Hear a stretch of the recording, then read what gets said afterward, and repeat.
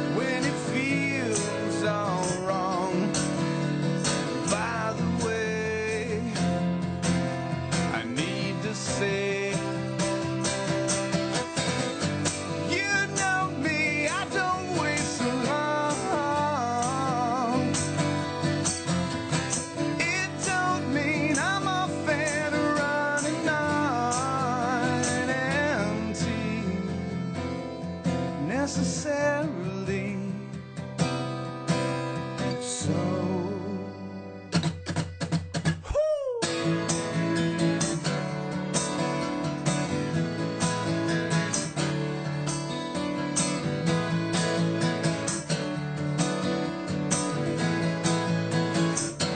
We got so old, we're auctioned and sold to the highest bid when we could have hid. Even so, I gotta know, does it take a lifetime to come undone when you're off and running on empty? Possibly so.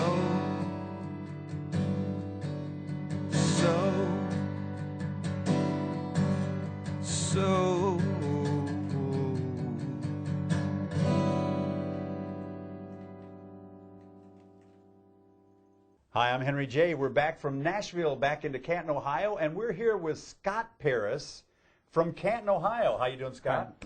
Good to be here. You're one of the first, like, real Canton guys we've had on the show. Yeah, born and raised. I bet we've had other ones, they just didn't want to admit it, you know. So. I know a lot of people that do that. They're from Canton, but they say they're from Cleveland because they think it adds an extra amount of, I don't know, mysticism. Like they're from the big city. I don't know what. Yeah. I go out of town and tell people I'm from Canton, and they go, "What?" I go, "Hall of Fame." They go, "Oh yeah, Hall of Fame." Oh. And what was your first guitar? Oh, it was horrible. Do you remember? Yeah. Because I remember mine. Well, most people, you know, now regular people remember their first car. For us, it's our first guitar. I remember the first guitar, yeah. My first electric guitar was called a starter. Star, and then an actual star, and then T-E-R. Starter.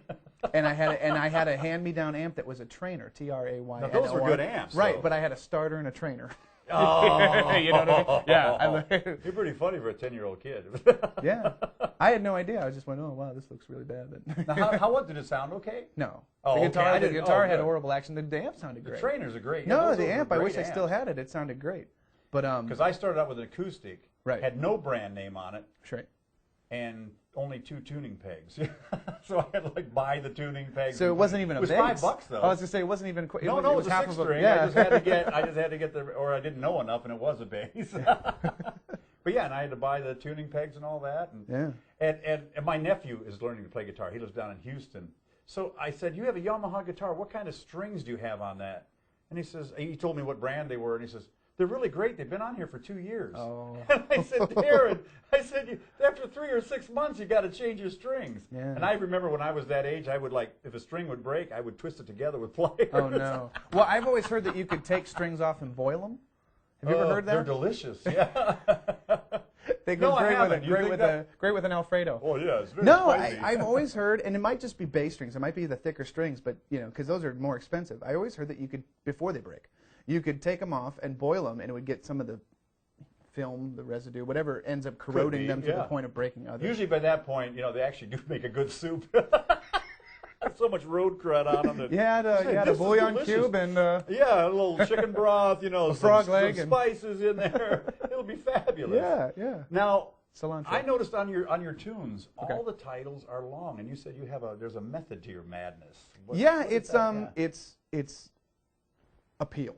Yeah. It's so if you're like at a record store, you go through a record store, and hopefully those don't become a thing of the past. But for me, well, you know, now it's iTunes. Now it's even if you're surfing iTunes, sure, you'll still see that. Any way that you surf through hundreds of thousands of groups and bands and songs, especially now it's coming to be like singles again. You know, there was, you know, Elvis had the 45s. Everybody did single records with a B-side. Right. Then it went to full-length albums. Now I think it's coming back to singles. People like this band's song. Well, they like a mix. They like this song, that song. They make their own CDs of something they want to hear. And so that's cool. So your titles will be noticed. I'm trying to fight against that wave. Yeah, we were saying, you know, some guy's got a song called Blue. Okay. Some guy's got a song called Crazy. Right. Some guy has a song called... I don't know anything that's small like that. Any kind of short name. Tuesday. Right. You know? Tuesday's another good one. Yeah. So I have songs like Skeleton Key to a Wormhole. There was one called when I was a couple years ago. It was even more avant-garde music. It wasn't even as accessible as maybe this is, or I hope it is. I had a tune called If I Was a Rabbit, I'd Cut Off My Own Foot and Rub It for Luck. It took up the whole. It was one song. It was only a 3-minute song, but I'm sorry, that's all we have time for. Just saying the title took up all the time. But I guess that was the hopes, and I've played with some groups that have chosen obscure names, like the Imaginary Cookies. Which I like. What a great name. Thank you. How'd you come up with that one? It was really dumb and accidental. You ate so many cookies that you got like a sugar buzz. Those candles, those scented candles that you get at the store. There's one that smells like fresh-made cookies, and one night we had those burning in my apartment, and it made me really want like either a glass of milk or a cup of coffee. Like that scent is that good? That scent just drove it home, and salivating, and I needed to have it, and I said I need coffee, and my wife said, well, have some imaginary coffee to go with your imaginary cookies. There you go. And I went, Imaginary Cookies. That's the band name. Where do you want this to take you? Where do you want music to take you? Where are you headed? I love this question because I don't have. I'm 20, almost 27. I don't have any false, aspirations. At this point, it's I'm doing it. Mm-hmm. I'm playing music 4 days a week. For a living. I'm living off of playing music, and I still, because of the age we live in now, I'm making records. Mm-hmm. Like the one I gave you, some of the songs are from a new CD I finished. I'm putting them out there. Mm-hmm. I'm able to distribute the music. It's in all those digital forums. It's available. Right. I can put together my own mini tours. I can go as far as. And you like where you live. I you don't like need to go to Nashville. You don't need to go. I don't want to go to. I never wanted to move to California or Chicago or New York or Nashville. Mm-hmm. I'd like to visit, and I'd love to be invited there to do a show or something. I'm sure they'd love to have you. Yeah, I'd love to do that, but I mean. I was born in Ohio, and I like living in Ohio. Good. And I think it's easier to make a big splash somewhere where there's not 100,000 people trying to make that big splash. Yeah. As a matter of fact, Will Owen last week said, why Nashville? Because he was from Columbus. Right. He was actually from Syracuse, Columbus. He said, well, you want to play hardball, you got to swim in the big pond. And I agree with that. Which is a weird metaphor. Playing hardball in a pond. You knew what I meant. It floats, did you know what I meant? Yeah, the ball floats. Good. It's actually very buoyant. Fish, but you got to get in the big pond and fight with the other fish, or what? I agree. Is that any better? But you know what I meant. You got to hit the fish, but your punch moves slower in the water. That's right, because your arms because of the pressure. Now it makes sense. Okay, yeah. So you'd rather just I can get jobs, I can work, I'm making a steady living, but you got to play covers. Yeah, you want to break with your own stuff. It is a huge trade-off. But then there's things like this. There's this TV show. There's radio and college radio in particular has been very nice to me. So there's ways.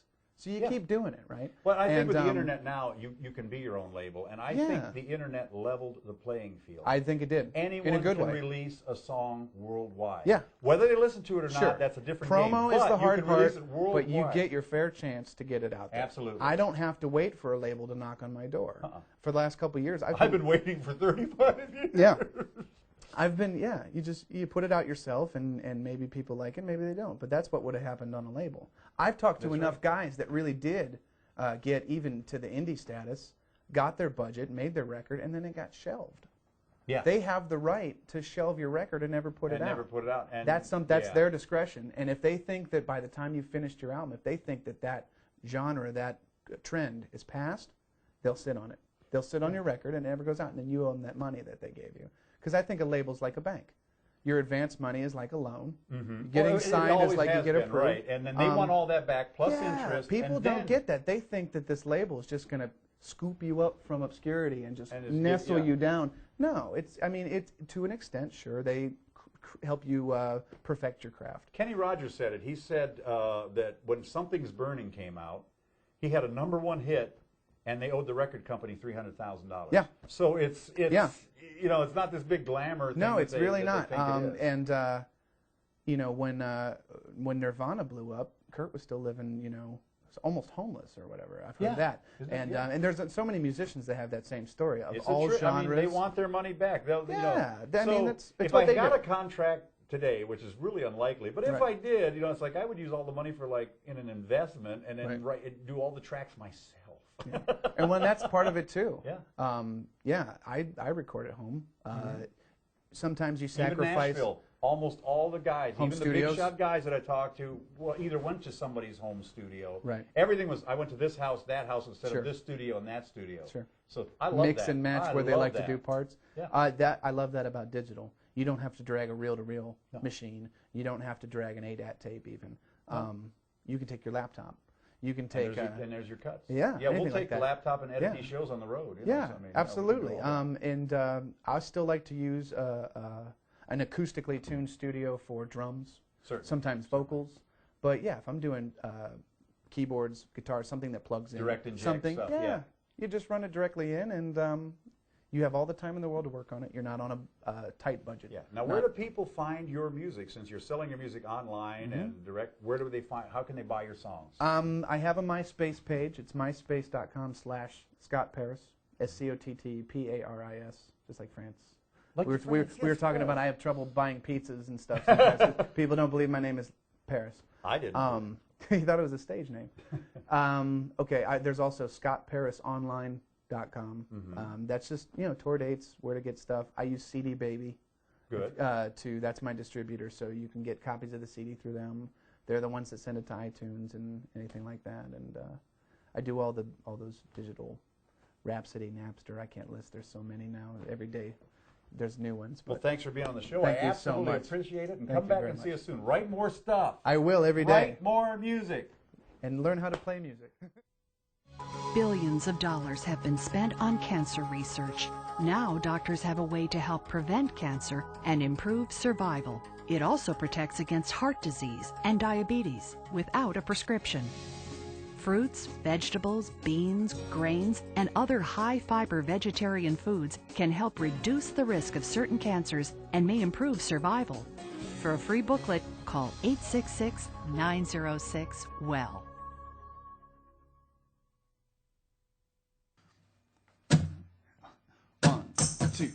One, two, 3.